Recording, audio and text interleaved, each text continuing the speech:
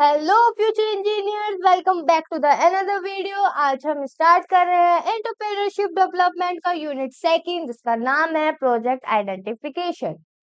आई hope आपने unit first देखी होगी और आपको अच्छी भी लगी होंगे। अगर आपने अभी तक उस यूनिट को नहीं देखा है तो डिस्क्रिप्शन में आपको इसका लिंक मिल जाएगा, तो इस यूनिट के बाद जाइए और यूनिट फर्स्ट देख के आइए। और हाँ, सब्सक्राइब करना बिल्कुल मत भूलना और अपने दोस्तों के साथ शेयर करना मत भूलना और बेल आइकन को दबाना बिल्कुल मत भूलना, क्योंकि अब मैं बैक टू बैक इस सब्जेक्ट के यूनिट अपलोड करने वाली हूँ। तो कोई सा भी एक यूनिट मिस ना हो जाए, इसके लिए जाओ अब बेल आइकन दबाओ। तो शुरू करते हैं अपना आज का अपना यूनिट सेकंड, जिसका नाम है प्रोजेक्ट आइडेंटिफिकेशन। ठीक है, तो सबसे पहले हम देखेंगे हम इसमें कौन से टॉपिक्स अपने कवर करेंगे। सबसे पहला आता है प्रोजेक्ट आइडेंटिफिकेशन। ये बहुत इंपॉर्टेंट टॉपिक है, ये बहुत रिपीटेड है। ठीक है, कई बार आया है ये। ठीक है, प्रोजेक्ट लाइफ साइकिल, ये आपका 10 नंबर में भी पूछा जाता है लेकिन बहुत रेयर पूछा है। प्रोजेक्ट फॉर्मुलेशन, ये आपका 2 नंबर में पूछा जाएगा। Source of collecting data, repairing project report, ये आपका 10 नंबर में पूछा जाता है और ये रिपीटेड क्वेश्चन है। ठीक है, कॉस्ट बेनिफिट एनालिसिस और नेट प्रेजेंट वैल्यू और इंटरनल रेट ऑफ रिटर्न, ये आपका इंपॉर्टेंट टॉपिक है क्योंकि इसमें न्यूमेरिकल भी है। पिछले 2 साल से अभी तक एक भी न्यूमेरिकल नहीं आए हैं, तो मोस्ट प्रोबेबली इस बार चांसेस है कि इस बार आपके न्यूमेरिकल इक्विटी वाले दे सकते हैं। ठीक है, तो हम कोई भी चीज मिस नहीं करेंगे, हम रिस्क नहीं लेंगे। ठीक है, तो हम इसके न्यूमेरिकल्स भी करेंगे। ठीक है, तो ये है इसका न्यूमेरिकल 1, 2 और 3। 3 न्यूमेरिकल आपके पक्के हैं। अगर ये आपने अच्छे से समझ लिया तो आप आगे के कोई से भी अगर क्वेश्चन आता है नेट प्रेजेंट वैल्यू से रिलेटेड या इंटरनल रेट ऑफ रिटर्न से रिलेटेड, आप उसको कर सकते हैं। लास्ट टॉपिक आता है आपका पे बैक पीरियड मेथड। ठीक है, ये आपका 2 नंबर में भी पूछा जाता है कि पे बैक पीरियड मेथड जो है ये किस लिए काम आता है, और ये 10 नंबर में भी पूछा जाता है। ठीक है, वैसे मोस्ट प्रोबेबली ये 2 नंबर में ही पूछा जाएगा। तो शुरू करते हैं अपने सबसे पहले टॉपिक के साथ, जिसका नाम है प्रोजेक्ट आइडेंटिफिकेशन। प्रोजेक्ट आइडेंटिफिकेशन से आप क्या समझते हो? अब आप कोई मूवी करने जा रहे हो। ठीक है, आप एक समझ लिए आप शाहरुख खान हो। ठीक, आपके पास एक नई फिल्म आई है, तो आप बिना सोचे समझे उस फिल्म को साइन थोड़ी ना कर दोगे, नहीं ना। आप पहले उसके बारे में देखोगे, उस फिल्म को पढ़ोगे अच्छे से कि क्या है क्या नहीं है, मुझे कौन सा रोल मिला है ना। तो उस चीज को सबको तुम आइडेंटिफाई करोगे कि क्या करना है और उस प्रोजेक्ट में है क्या बेसिकली, तो उसको हम कहते हैं project identification. The project identification is the first and most critical step in starting a new business or project. It involves identify a feasible, viable, innovative ideas that meet market demands and align with available resources. ठीक है, project identification फिर एक बार बता देती हूँ। इसका मतलब ये होता है धमाकेदार आइडिया ढूंढना। ठीक है, जो मार्केट में चले, पैसे कमाए और तुम्हारे जो रिसोर्सेस हैं, ठीक है, उसमें भी आपका वो कंप्लीटली यूज हो जाए, उसको हम कहते हैं प्रोजेक्ट आइडेंटिफिकेशन। इसके कुछ की पॉइंट्स होते हैं, जैसे बेस्ड ऑन मार्केट रिसर्च। ठीक है, सोशल इकोनॉमिक ट्रेंड्स इसमें आ जाते हैं और टेक्नोलॉजिकल एडवांसमेंट हम इसमें यूज करते हैं। सोर्स ऑफ आइडिया जैसे कस्टमर हो गया, कस्टमर को क्या नीड है, कंपटीटर हमारे दुश्मन लोग क्या कर रहे हैं, एम्प्लॉयज, ठीक है, जो हम वहां पे रखेंगे, उनकी स्किल्स क्या है, ट्रेड फेयर, मार्केट में क्या चल रहा है, और गवर्नमेंट की रिपोर्ट्स की गवर्नमेंट ने क्या इशू करा है प्रोजेक्ट या बिजनेस स्टार्ट करने से पहले। ठीक है, उसके बाद आता है हमें सबसे पहले क्या कंसीडर करना चाहिए, कंज्यूमर की नीड, मतलब जनता का डिमांड क्या है वो हमें सबसे पहले देखना चाहिए। इन्वेस्टमेंट कैपेसिटी, मतलब हम कितना पैसा इन्वेस्ट कर सकते हैं अपने बिजनेस में। ठीक है, अब बिजनेस है तुम्हारा लाखों का लेकिन तुम इन्वेस्ट करना चाह रहे हो हजारों में, पॉसिबल है नहीं ना। अवेबिलिटी ऑफ रॉ मटेरियल, मतलब आप कहाँ से अपना मटेरियल, रॉ मटेरियल कहाँ से लोगे, क्या वहां पे अवेलेबल होगा वो रॉ मटेरियल या नहीं। स्किल्स ऑफ एंटरप्रेन्योर, आपके पास स्किल है अपना नया बिजनेस या प्रोजेक्ट को स्टार्ट करने के लिए। ठीक है, वो में आपका मेन है। उसके बाद आता है लीगल रेगुलेशन एंड सपोर्ट, मतलब आपके जो लीगल वर्क है, पेपर वर्क जो होते हैं, या आपको जो गवर्नमेंट से सपोर्ट मिलता है वो आपका है आपके पास या नहीं। तो ये था आपका प्रोजेक्ट आइडेंटिफिकेशन। इसके प्रोजेक्ट आइडेंटिफिकेशन क्या होता है और प्रोजेक्ट लाइफ साइकिल क्या होता है वो भी पूछा जाता है, दोनों एक ही कंबाइन करके पूछे जाते हैं 10 नंबर। ठीक है, तो उसके बाद हम पढ़ते हैं आप प्रोजेक्ट लाइफ साइकिल क्या होता है। प्रोजेक्ट लाइफ साइकिल में आप बहुत इजीली समझ जाओगे। अब लाइफ साइकिल आ रहा है मतलब सबसे पहले स्टार्टिंग से शुरू करना, फिर प्लानिंग करना, फिर एग्जीक्यूट करना जो प्लान करा है, फिर मॉनिटरिंग करना या कंट्रोल करना कि हमने जो एग्जीक्यूट करा है उसका क्या अपडेट आ रहा है, एनालाइज करना। ठीक है, उसके बाद क्लोजर, हम फाइनल डिलीवरी देते हैं अपने क्लाइंट को रिव्यू देने के लिए कि हाँ जो हमने प्रोजेक्ट रिपोर्ट दिया है कि वो सही है या नहीं। ठीक है, तो यही है project life cycle. Project life cycle outlines the phases that every project goes through from initial to closure. It helps manage the project systematically. ठीक है, phases of project life cycle, सबसे पहला आता है इनिशियल, मतलब हम डिफाइन करते हैं प्रॉब्लम को और अपॉर्चुनिटी को। ठीक है, फिर हम कंडक्ट करते हैं फिजिबिलिटी स्टडी को, उसके बाद हम स्टैब्लिश करते हैं प्रोजेक्ट गोल्स को और ऑब्जेक्टिव्स को। प्लानिंग, जो हमने कितना किस टाइम पे हमें क्या करना है, बजट हमें देखना है, कहाँ से हमें रॉ मटेरियल मिलेगा और रिस्क का प्लान करना है कि हमें इसमें फ्यूचर में जाके या अगर हम डालते हैं तो हमें कितना प्रॉफिट और कितना लॉस मिलेगा। ठीक है, डिफाइन करते हैं प्रोजेक्ट की स्कोप को और डिलीवरेबल्स को। उसके बाद है एग्जीक्यूशन। ये जो दो स्टेप हमने करे हैं आपका, एक तो इनिशियल और प्लानिंग, इन दो स्टेप के बाद आता है इन दोनों को मिला के उसको एग्जीक्यूट करना मार्केट में। Allocate resources and responsibilities, carry out the project plan and communicate process, communicate progress हम करते हैं। ठीक है, उसके बाद आता है आपका मॉनिटरिंग कंट्रोलिंग। मॉनिटरिंग मतलब हम ट्रैक करते हैं अपने प्रोग्रेस को यूजिंग केपीआई, मतलब के की परफॉर्मेंस इंडिकेटर्स। ठीक है, आइडेंटिफाई करते हैं डेविएशंस को और टेक करेक्टिव एक्शन। हम एनालाइज करते हैं कि इसमें कोई दिक्कत तो नहीं है, अगर दिक्कत है तो हम उसको करेक्ट करते हैं सही तरीके से। ठीक है, अपडेट करते हैं अपने प्रोजेक्ट को डॉक्यूमेंटेशन में। उसके बाद आता है आपका क्लोजर। क्लोजर मतलब ये सारे चीज होने के बाद हम फाइनल डिलीवरी देते हैं अपने क्लाइंट को।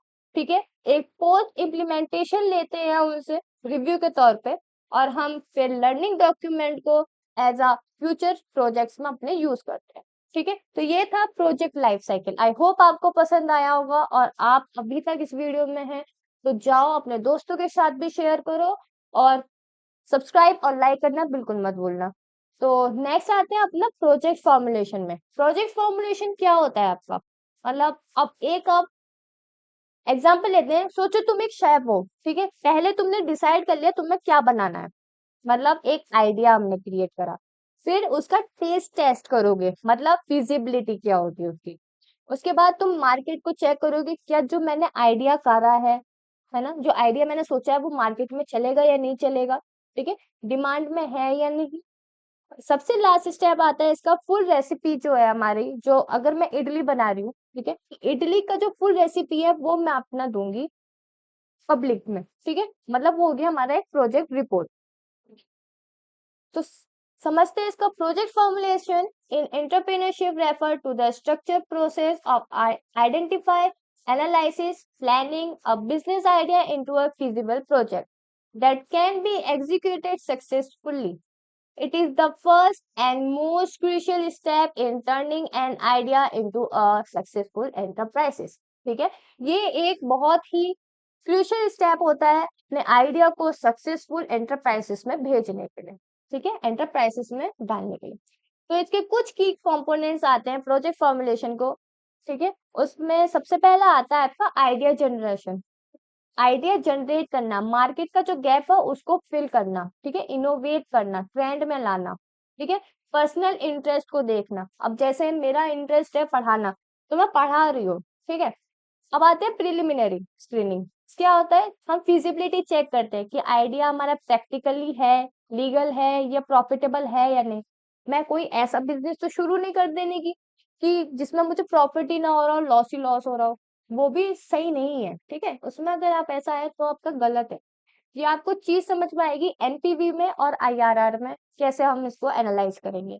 उसके बाद आता है मार्केट एनालिसिस। मार्केट एनालिसिस में मतलब हम रिसर्च करते हैं डिमांड को, टारगेट ऑडियंस को देखते हैं, कंपटीटर हमारे जो दुश्मन है वो क्या कर रहे हैं, और प्राइसिंग स्ट्रेटेजीज हम देखते हैं। ठीक है, उसके बाद फोर्थ पॉइंट आता है हमारा टेक्निकल एनालिसिस, मतलब टेक्नोलॉजी हम देखते हैं, मशीनरी देखते हैं, हम कौन से टूल्स यूज कर रहे हैं, मैन पावर देखते हैं, ठीक है, और रॉ मटेरियल हमें कहाँ से रिक्वायर्ड है वो हम देखेंगे, ठीक है। उसके बाद आता है फाइनेंशियल एनालिसिस, मतलब कितना एस्टिमेट होगा हमारा कॉस्ट, मतलब कितना एस्टिमेट होगा हमारा प्रोजेक्ट का, ठीक है। सोर्स ऑफ फाइनेंस कितना होगा, प्रॉफिट मार्जिन कितना होगा, आरओआई कितना होगा हमारा, और ब्रेक इवन पॉइंट कितना होगा। आरओआई हमारा होता है रिटर्न ऑन इन्वेस्टमेंट, जितना हमने इन्वेस्ट करा उतना हमें वापस आ जाना, वो होता है रिटर्न ऑन इन्वेस्टमेंट, ठीक है। उसके बाद आता है इकोनॉमिक और सोशल विएबिलिटी। कैसे? इकोनॉमिक मतलब अगर हम अपना प्रोजेक्ट ला रहे हैं तो लोकल डेवलपमेंट में एक तो इकोनॉमी बढ़ेगी, अनएम्प्लॉयमेंट लोगों को एम्प्लॉयमेंट हो जाएंगे, ठीक है, और एक सस्टेनेबिलिटी इंक्रीज होगी वहां पे प्रोजेक्ट के वजह से, सोसाइटी में और इकोनॉमी में ये इम्पैक्ट पड़ता है, ठीक है। सेवेंथ पॉइंट आता है हमारा प्रोजेक्ट रिपोर्ट प्रिपरेशन। ये क्या होता है? जितने भी 6 पॉइंट हैं ये, ठीक है, इनको हम क्या कहते हैं, डिटेल प्रोजेक्ट रिपोर्ट को हम एक ब्लूप्रिंट में निकाल देते हैं, ठीक है, जिससे हम कितना फंडिंग ले सकते हैं लोन के थ्रू, ठीक है, या गवर्नमेंट से हम कितना फंडिंग ले सकते हैं, उसका हम एक डिटेल प्रोजेक्ट रिपोर्ट बनाते हैं इन सारी चीजों को अटैच करके या कंबाइन करके, ठीक है। तो इसे कहते हैं हम प्रोजेक्ट फॉर्मुलेशन, और ये इसके 7 पॉइंट जो है ये है इसके की कंपोनेंट, ठीक है। उसके बाद आता है source of collecting data. Source of collecting data से आप क्या समझते हो, मतलब किस किस तरीके से हम अपना डाटा को कलेक्ट कर सकते हैं? तो सबसे पहला आता है प्राइमरी डाटा, दूसरा आता है आपका सेकेंडरी डाटा। ये आपका 2 नंबर में पूछा जाएगा, ठीक है, अगर पूछ लिया तो। ऐसे एक बार ही पूछा है अभी तक तो, लेकिन क्या पता भैया, एकीट्यूब वाले हैं, सस्ते नशे करके पेपर बनाते हैं, कुछ पता है क्या उनको? नहीं ना। तो हम शुरू करेंगे अपना सोर्स ऑफ कलेक्टिंग डाटा से, जिसका नाम है, पहला आता है आपका प्राइमरी डाटा और दूसरा आता है आपका सेकेंडरी डाटा। प्राइमरी डाटा मतलब ये होता है खुद जाके कलेक्ट करते हैं, जैसे फीडबैक लेना, ठीक है, सर्वे लेना, इंटरव्यू लेना, ठीक है, इसमें थोड़ा मेहनत लगती है और ये टाइम कंज्यूमिंग भी बहुत है, ठीक है। सेकेंडरी डाटा जो होता है जो इंटरनेट पे मिल जाता है, मतलब गवर्नमेंट रिपोर्ट हो गए या मैगजीन्स हो गई, ये क्या होता है, एक तो बहुत जल्दी अवेलेबल हो जाता है और इसका कॉस्ट जो होता है वो भी बहुत कम होता है, मतलब एक चीप रेट हो जाता है ये, ठीक है। तो प्राइमरी का डेफिनेशन देखते हैं हम सबसे पहले। देखो, अगर आपके में डिफरेंस आता है तो उसके जो एक्सपेक्ट्स है वो लिखो, तो टीचर इजिली समझ पाएगा, या जो कॉपी चेक कर होगा वो बहुत इजिली समझ पाएगा कि हाँ आपको आता है, ठीक है। तो सबसे पहले डेफिनेशन देखते हैं, first hand data collected by the entrepreneur, वो होगा प्राइमरी डाटा, ठीक है। Secondary data, data already collected and published by others, वही मैंने आपको सेम चीज बताया था। सेकेंडरी डाटा मतलब जो इंटरनेट पे मिल जाता है इजिली हमें। प्राइमरी डाटा जो हम दूसरे लोगों के पास जाके कलेक्ट करते हैं, ठीक है। सोर्स और मेथड क्या है इसके, सर्वे करते हैं हम प्राइमरी डाटा में, इंटरव्यू लेते हैं, फोकस ग्रुप बनाते हैं और एक ऑब्जर्वेशन बनाते हैं, ठीक है। सेकेंडरी डाटा आता है आपका गवर्नमेंट रिपोर्ट्स, ठीक है, जर्नल्स हो गए, जैसे न्यूज़पेपर हो गया, कंपनी रिपोर्ट हो गई। वो क्या करते हैं, कंपनी रिपोर्ट वाले अपना एक जो पीडीएफ है वो अपलोड कर देते हैं, ठीक है, कि हाँ हमने जो अपना प्रोजेक्ट करा है ये इस तरीके से स्टार्ट करा था, तो एक ओवरव्यू देने के तौर पे वो अपलोड करते हैं। उसके बाद आता है आपका पर्पस क्या है इसका। प्राइमरी डाटा का पर्पस ये है, ये स्पेसिफिक होता है टू द करंट प्रोजेक्ट और बिजनेस आइडिया के लिए, ठीक है। लेकिन सेकेंडरी डाटा जो है वो जनरल पर्पस के लिए होता है, ना कि स्पेसिफिक टू करंट प्रोजेक्ट के लिए, ठीक है। अब आते हैं कॉस्ट के ऊपर। कॉस्ट इसमें जनरली हाई होता है क्योंकि मैन पावर और रिसोर्सेज इसमें हमें नीड होती है, लेकिन सेकेंडरी डाटा में यूजुअली लो और फ्री ऑफ कॉस्ट होता है क्योंकि हम वो इंटरनेट से खा रहे हैं डाटा, ठीक है। टाइम रिक्वायर्ड, जैसे मैंने आपको बताया था, प्राइमरी डाटा का जो हम डाटा है वो सर्वे के थ्रू, इंटरव्यू के थ्रू लेते हैं तो टाइम कंज्यूमिंग है, ठीक है। सेकेंडरी डाटा इंटरनेट पे मिल जाता है तो बहुत जल्दी मिल जाता है और इजिली एसेसेबल है, ठीक है। इसका एग्जाम्पल लेते हैं, जैसे कस्टमर का फीडबैक लेना गूगल के फॉर्म से, ठीक है, या मार्केट डाटा को देखना गवर्नमेंट एमएसएमई रिपोर्ट के थ्रू। तो ये था हमारा source of collecting data, primary data और सेकेंडरी डाटा। आई होप आपको अच्छा लगा होगा और आपको समझ में भी आया होगा। तीसरा अपना नेक्स्ट टॉपिक पे आते हैं जिसका नाम है प्रिपेयरिंग प्रोजेक्ट रिपोर्ट। ये आपका 10 नंबर में भी आता है और बहुत रिपीटेड क्वेश्चन है, तो इसको अच्छे से करना है। ठीक है, तो देखते हैं अपना प्रोजेक्ट रिपोर्ट डाटा। ये आपका होता क्या है? सबसे पहले हम इसमें देखेंगे कि हम कुछ स्टेप है प्रोजेक्ट रिपोर्ट में, हम कैसे प्रिपेयर करेंगे अपने प्रोजेक्ट रिपोर्ट को। अब जैसे कॉलेज है, ठीक है, अब कॉलेज में हमें एक प्रोजेक्ट मिलता है, तो हम इसको पूरा एक ब्रीफ प्रोजेक्ट बनाते हैं कि हमारे प्रोजेक्ट में क्या है क्या नहीं है, क्या ये प्रॉफिटेबल है नहीं है, कितना फाइनेंस लगेगा, इकोनॉमिक और सोशल का क्या बेनिफिट है। ठीक है, मार्केट को एनालाइज करके बताते हैं कि क्यों हमारा जो प्रोजेक्ट है वो इतना अच्छा है। ठीक है, तो देखेंगे सबसे पहले इसके कुछ 10 पॉइंट है, तो एक एक करके हम स्टार्ट करते हैं। सबसे पहले आता है एग्जीक्यूटिव समरी, मतलब अपने प्रोजेक्ट का ओवरव्यू देना ब्रीफ में, मतलब आइडिया क्या है, विजन क्या है, गोल क्या है और उसके हाइलाइट्स क्या है। ठीक है, उसके बाद बिजनेस का डिस्क्रिप्शन, मतलब हमारा बिजनेस का नेचर क्या है, लीगल स्ट्रक्चर क्या है, पार्टनरशिप में है ये इंडिविजुअल है। ठीक है, ये सारी चीज। मार्केट एनालिसिस में मतलब इंडस्ट्री ट्रेंड क्या है, टारगेट का ऑडियंस कितना है, कंपटीटर का एनालिसिस करना, और SWOT स्वॉट एनालिसिस करना। स्वॉट मतलब होता है आपका strength, weakness, opportunity and threats.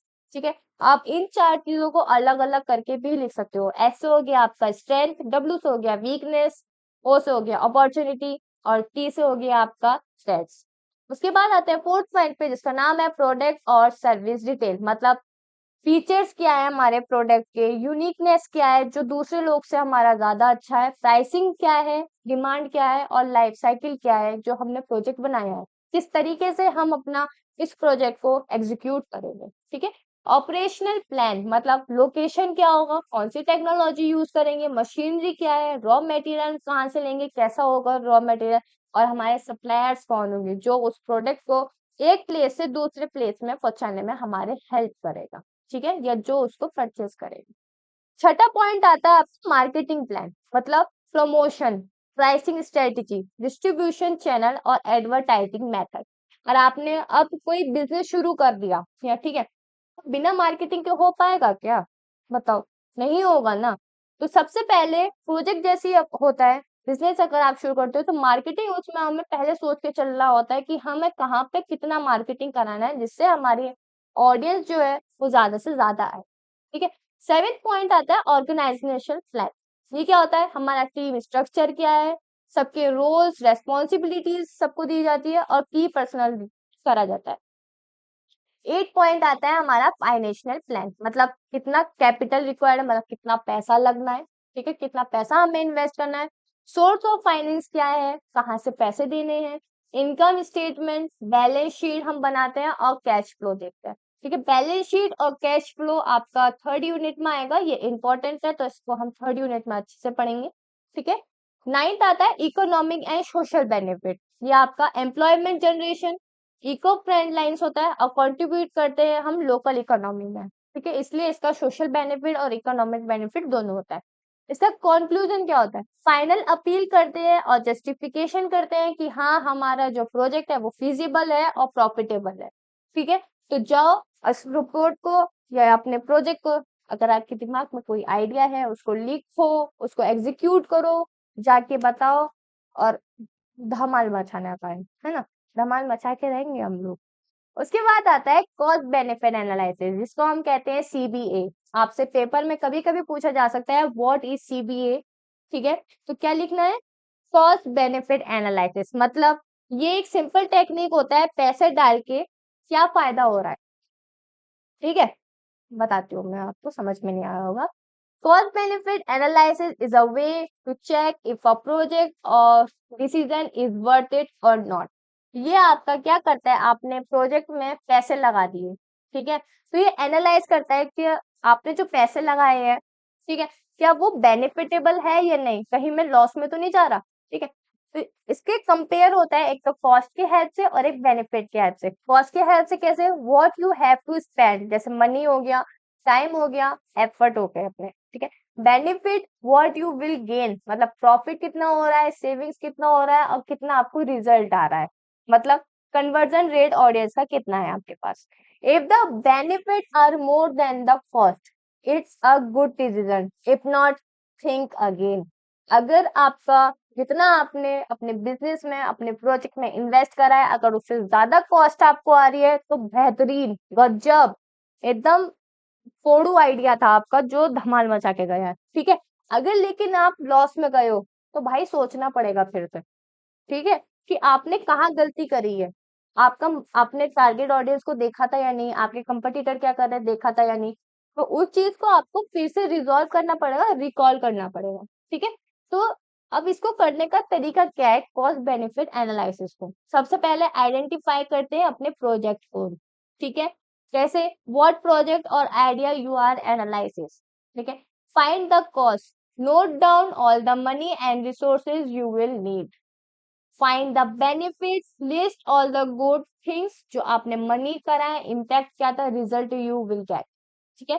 Think about time, आपने money now is worth more than money later, मतलब टाइम वैल्यू ऑफ मनी, आपने जितना मनी इस टाइम दिया है कि वो ज्यादा मनी दे पाएगा आगे जाके या नहीं, उसको कहते हैं हम टाइम वैल्यू ऑफ मनी। आपका 2 नंबर में भी पूछा जा सकता है, वैसे पूछा नहीं गया है लेकिन कर लेते हैं हम फिर भी, छोटी सी डेफिनेशन है, इजिली हो जाएगा।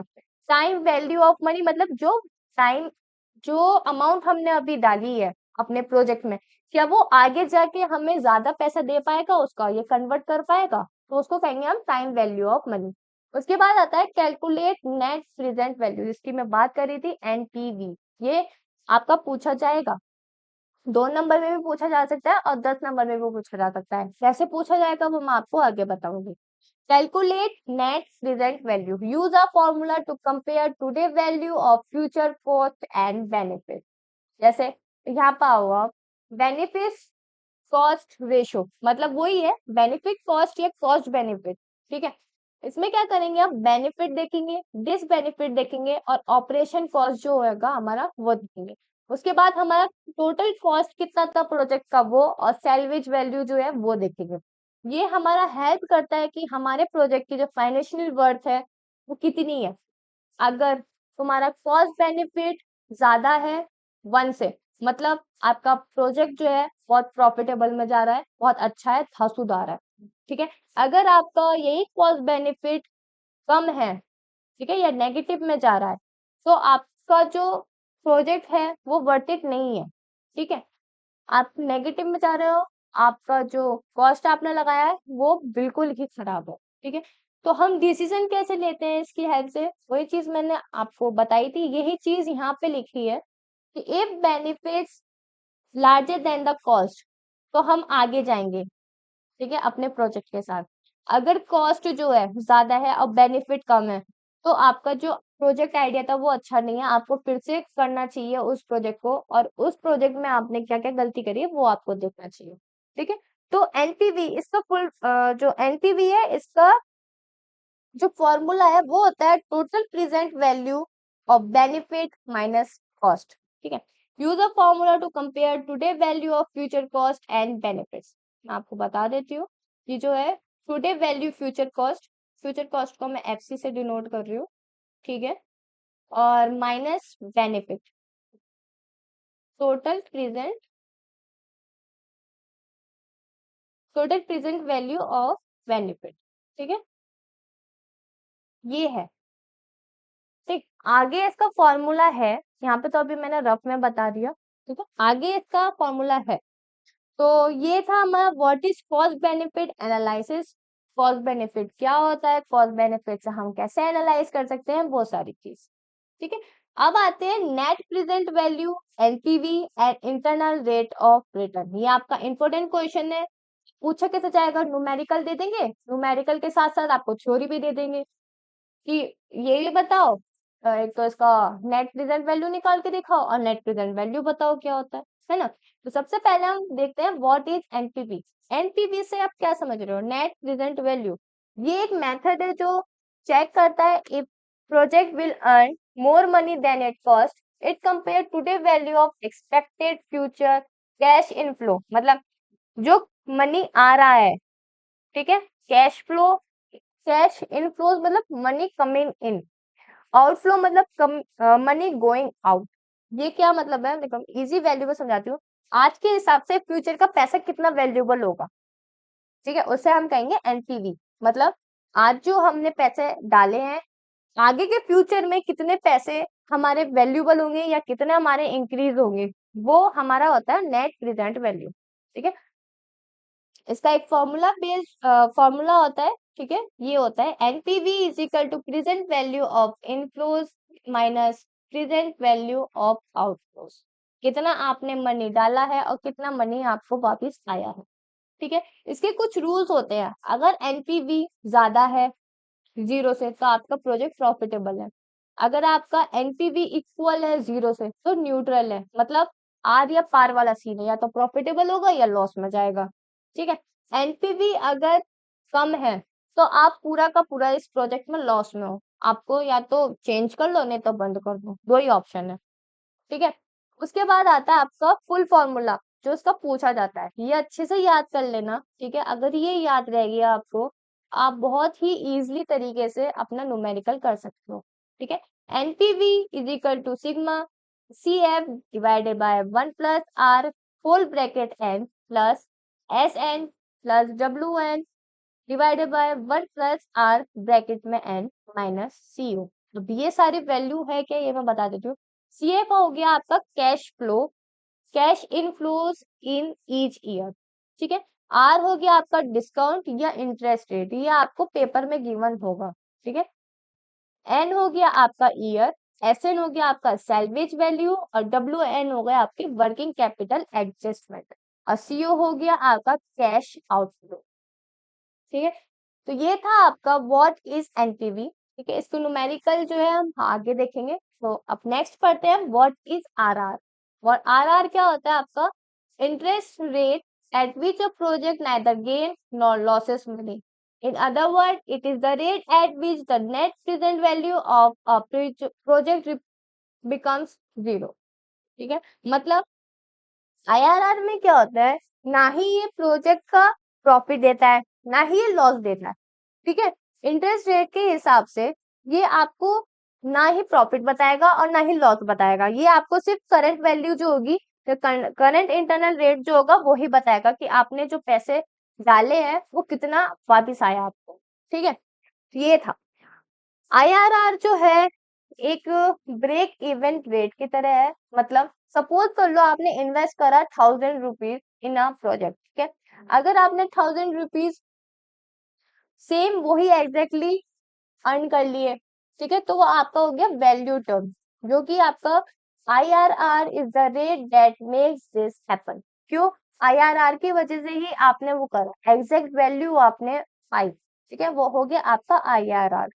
Time value of money is included, मतलब like the NPV method IRR also consider the time value of money.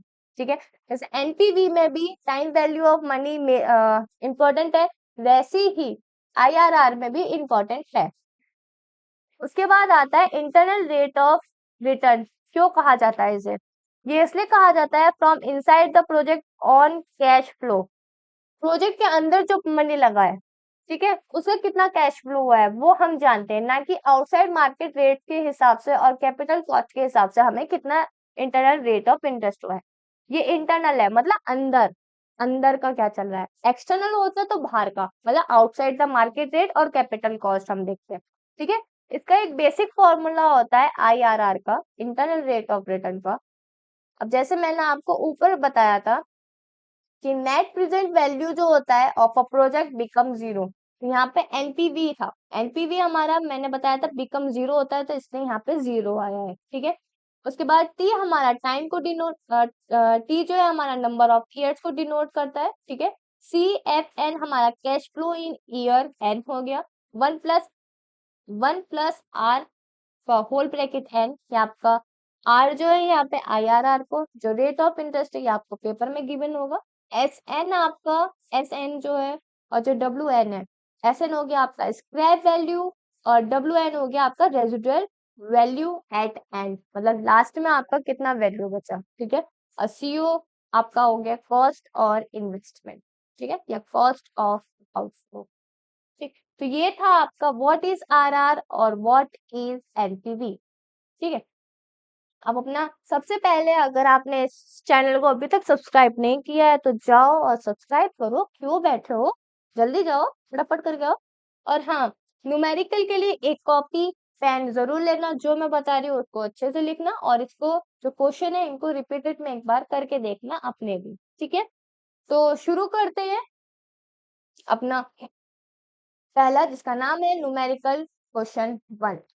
तो इसमें सबसे पहले क्वेश्चन आया है, a medical clinic wishes to invest in new equipment, it will generate rupees 70,000 in receipt for next 5 years, what is the present value of this cash flow. मतलब PV पूछ रहा है, प्रेजेंट वैल्यू। ठीक है, present value का आपका ये formula हो गया, PV is equal to S into 1/1 plus R, bracket में टी। टी हो गया आपका टाइम कितना लेगा, ठीक है, जो कि हमें बताया गया है ईयर, 5 ईयर इसमें है। ठीक है, एस वैल्यू हमें गिव है जो रिसिप्ट है 70,000। ठीक है, प्रेजेंट वैल्यू होगी हमारे 70,000 इंटू 1 प्लस आर, और कितने ईयर में होगा, 5 ईयर में। अगर यहाँ पे रेट जो है हमें क्वेश्चन में गिवन होगा, अगर यहाँ पे होता है 5% या 8%, तो 8% या 5% के हिसाब से हम इसे यहाँ से रिप्लेस करके और अपना आंसर निकाल देंगे। ठीक है, तो ये था, a medical clinic wishes to invest in new equipment, it will generate rupees 70,000 in receipt for next 5 year, what is present value of this cash flow. तो इस फॉर्मूले को याद रखना, ये आपका 2 नंबर में पूछा जा सकता है। ठीक है, या कैश फ्लो क्या होता है वो पूछा जा सकता है। ठीक है, आते हैं अपने क्वेश्चन नंबर सेकंड पे। ठीक है, अब इसमें क्या है, ये है, देखो, व्हाट इज एनपीवी। एनपीवी क्या होगा इसका, मैंने आपको कहा था फॉर्मूला याद रखना है इसका, NPV is equal to cash flow upon 1 plus R T. ठीक है, ये फॉर्मूला याद कर लेना है, इसका इंपॉर्टेंट। अगर ये फॉर्मूला आपको याद रह गया तो आप इसका आंसर अच्छे से दे सकते हो। अब इसमें इनिशियल इन्वेस्ट इसने क्या इतना करा था, 3 लाख। ठीक है, फ्यूचर कैश फ्लोज को आए हैं पहले 60,000 रुपए, फिर 1 लाख आए, फिर 1,20,000 रुपए आए, फिर 1,50,000 रुपए आए नेक्स्ट 4 ईयर्स में। ठीक है, तो हम पहले देखेंगे हमें क्या क्या गिवन है। गिवन में हमें इनिशियल कॉस्ट गिवन है, जो हम फॉर्मूला यूज करेंगे वो लिखेंगे। उसके बाद हम फर्स्ट ईयर में कितना होगा हमारा, तो फॉर्मूले में लग देंगे अपना कैश फ्लो, हमारा 60,000 आया था फर्स्ट ईयर में, वो लिखा 1/r, ब्रैकेट में 1, क्योंकि फर्स्ट ईयर का था, ये सेकेंड ईयर का है, थर्ड ईयर का, और ये फोर्थ ईयर का। ठीक है, सेकेंड ईयर में आपका टी की जगह 2 आ जाएगा, और यहाँ पे कैश फ्लो की जगह 1 लाख आ जाएगा। थर्ड ईयर में 1,20,000, और यहाँ पे आ जाएगा आपका 3। फोर्थ ईयर में आपका 1,50,000 divided by 1 plus R, bracket में 4। ठीक है, अब जो आपके ये चारों आए हैं, इन चारों को कंबाइन कर देंगे हम। ठीक है, ये हमने कर दिया कंबाइन। ठीक, इन सबको हम ऐड कर देंगे, और हमें जैसे कि यहाँ पे है कि आर, हमारा रेट ऑफ इंटरेस्ट जो है वो हमें गिवन नहीं है, अगर क्वेश्चन पेपर में आता है हमारे पास तो उसको हम यहाँ पे आर से रिप्लेस कर देंगे और आंसर अपना निकाल देंगे। If R is known, NPV can be calculated. तो यहाँ पे तो सिर्फ एनपीवी जो है पूछा गया था। अब इसमें क्या करा जाता है, एक तो क्वेश्चन पूछ लेंगे, उसके बाद एनपीवी क्या होता है ये आपसे पूछ लिया जाएगा, एनपीवी क्यों इंपॉर्टेंट है ये पूछ लिया जाएगा। ठीक है, तो इसलिए 10 नंबर में आपका ये पूछा जाता है। ठीक है, उसके बाद आते हैं अपने तीसरे न्यूमेरिकल में, जिसका नाम है, क्वेश्चन है इसका, an investment has an initial cost of 25,000, 2,50,000, sorry गलत बोल दिया था, 2,50,000, cash flow of the investment for next 4 year rupees 1,90,000, 80,000 and 70,000। इसका एक तो एनपीवी निकालना है, और इंटरेस्ट रेट जो है हमको गिवन है, मतलब इस बार हमें हमारे पेपर में आर गिवन है। ये पी हमें रेट ऑफ इंटरेस्ट जो है गिवन है इस बार। Congratulation guys, rate of interest हमें गिवन है इस बार। ठीक है, तो इनिशियल कॉस्ट जो है हमारे पास है 2,50,000। ठीक है, नेट प्रेजेंट वैल्यू हमें पता ही है क्या है, CP C F divided by 1 plus R, bracket में सी। ठीक है, फर्स्ट ईयर के लिए निकाल लेंगे हम, सेकेंड ईयर के लिए निकाल लेंगे, थर्ड ईयर के लिए निकाल लेंगे और फोर्थ ईयर में निकाल लेंगे। हमारे पास सीएफ की वैल्यू है, ठीक है, हमारे पास रेट ऑफ इंटरेस्ट भी है। इस बार कैलकुलेटर लो, सॉल्व करके देखो अपने आप, ठीक है, आपको प्रैक्टिस भी हो जाएगी इसी बहाने। यही सेम चीज करनी है फोर्थ ईयर तक के लिए। उसके बाद क्या करना है, टोटल एनपीवी जो है वो निकालना है। इन सबको ऐड करके, जो मैंने अभी आपको ऊपर बताया था, हम ये निकाल लिया। उसके बाद हम टोटल एनपीवी निकालते हैं इन सबको ऐड करके, ठीक है। उसके बाद क्या है, फिर हम निकालेंगे आईआरआर, ठीक है। आईआर क्या हो गया, इंटरेस्ट रेट, ठीक। तो हमने ये निकाल लिया अपना सीएफ, CF1, CF2, CF3 और CF4, ठीक। हमने इसका कर दिया, हमारे पास आंसर आ गया, ठीक। उसके बाद हमारे पास जो टोटल था वो हमने यहाँ पे रख दिया 28,284,711.753। उसको ऐड करके आराम से अपना हमने ये आंसर आ गया 55,34711.753, ठीक है। तो ये था, ये आपका 10 नंबर में पूछा जाता है क्वेश्चन, रिपीटेड क्वेश्चन है इसलिए मैंने इसको यहाँ पे रखा है, ठीक है। आप इसका प्रैक्टिस करना और भूलना मत, आपको क्या याद रखना है, ठीक है। अब आप मुझसे ये पूछोगे कि ये यहाँ पे जीरो से क्यों स्टार्ट हो रहा है। जीरो से इसलिए स्टार्ट हो रहा है क्योंकि हमने इनिशियल फेज में जो करा है वो भी तो लिखेंगे ना हम, इंटरेस्ट रेट। ये तो हमारा वो है जो हमारे 4 साल में हमको वापस मिला है, जो हमने डाला था पैसा, ठीक है। तो सीएफ में इसलिए यहाँ पे आया है 2,50,000 डिवाइडेड बाई 1, और जो टोटल हमारा पास एनपीवी आया था वो हमने यहाँ पे रखा, उसके बाद हमारा ये आंसर आ गया, ठीक है। तो इसमें ये पूछा जाता है, एक तो न्यूमेरिकल पूछा चला जाता है, ठीक है, इसके साथ साथ एनपीवी क्या होता है, ठीक है, और आईआरआर क्या होता है ये पूछा जाता है। तो ये आपका 10 नंबर में पूछा जाता है। इस टाइप का क्वेश्चन आपको मे बी और मे बी नॉट मिल सकता है। इस बार के चांसेस ज्यादा है कि इस बार न्यूमेरिकल आ सकता है सेकेंड यूनिट में से, ठीक है। थ्योरी का भी क्वेश्चन आएगा लेकिन ऑप्शनल में होगा, गारंटीड, ठीक है। तो यही तक था। उसके बाद नेक्स्ट टॉपिक आता है हमारा पे बैक पीरियड मेथड।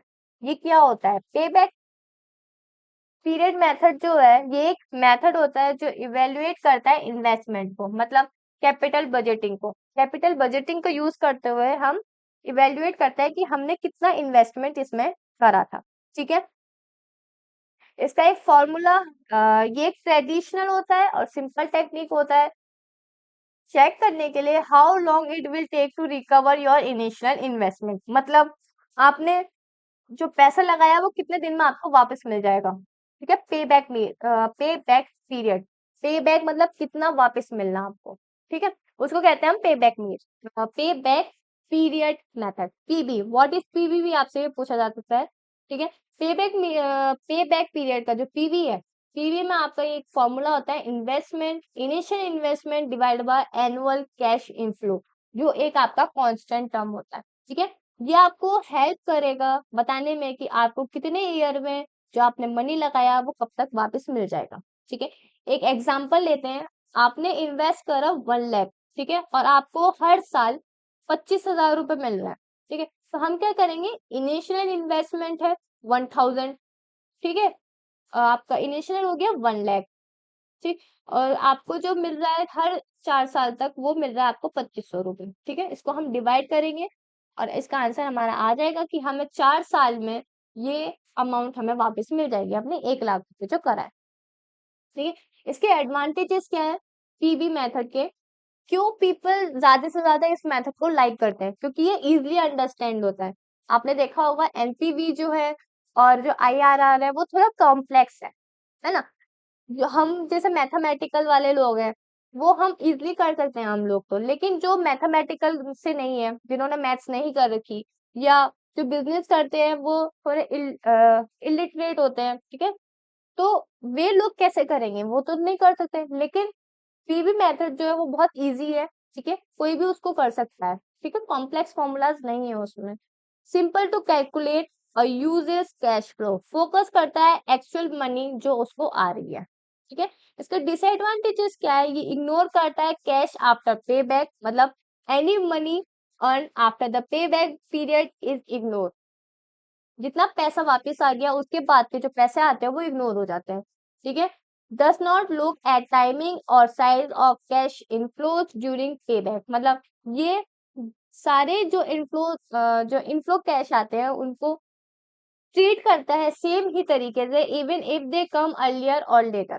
अगर पहले आ रहा है या बाद में आ रहा है उसको कोई मतलब नहीं है, उसको ये है कि पैसे आ रहे हैं तो वो सबको एक ही तरीके से ट्रीट करता है।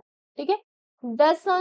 Does not consider full project life, ये फुल प्रोजेक्ट लाइफ को कंसिडर नहीं करता, ये पर्टिकुलर प्रॉफिट कितना होगा, ठीक है, यही सिर्फ देखता है।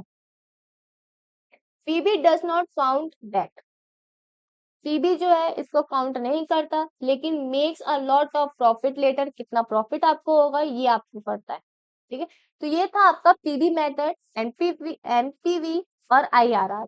ये 3 टॉपिक हैं जो आपके 2 नंबर में भी पूछे जा सकते हैं, और एनपीवी और आईआरआर जो है ये आपका 10 नंबर में भी पूछा जा सकता है, थ्योरी प्लस न्यूमेरिकल। ठीक है। तो दोस्तों ये था हमारा one short video on unit second जो एंटरप्रेन्योरशिप डेवलपमेंट का था। अगर ये वीडियो आपको पसंद आई हो तो लाइक करो, कमेंट करो और सब्सक्राइब करना बिल्कुल मत भूलना। ठीक है। और पीडीएफ नोट्स आपको डिस्क्रिप्शन में मिल जाएंगे। तब तक के लिए मिलते हैं नेक्स्ट यूनिट के साथ एक और धमाकेदार वन शॉर्ट वीडियो में। Till then keep learning and stay awesome with education. Bye.